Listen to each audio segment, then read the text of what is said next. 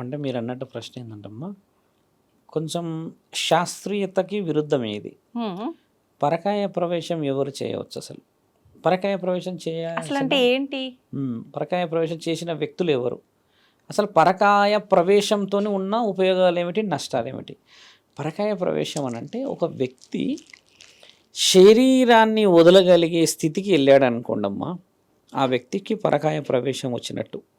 అయితే పరకాయ ప్రవేశంలో శరీరాన్ని వదిలి మళ్ళీ నీ శరీరాన్ని నువ్వు చేరగలిగితేనే పరకాయ ప్రవేశంలో నువ్వు ఉత్తీర్ణత సంపాదించిన వాడు, అంటే సక్సెస్ఫుల్ పర్సనాలిటీ. అంటే ఇప్పుడు ఇప్పుడు ఉదాహరణకు ఏదో ధ్యానంలో ఉన్నాం, హిమాలయాల్లో ఉన్నారు ఒక వ్యక్తి, ఒక గురువు గారు. కేరళకు రావాలి అని అనుకున్నారు. ఒక వ్యక్తి ప్రాణాల విషయంలో, ఒక వ్యక్తి ఆరోగ్య విషయంలో, ఒక వ్యక్తి కారణ జన్ముడి యొక్క సందర్భ విషయంలో వచ్చాడు అనుకో అమ్మ. అది కూడా దైవానికి సంబంధించిన విషయంలో ఒక కారకుడి చేత వచ్చాడు అనుకోండి.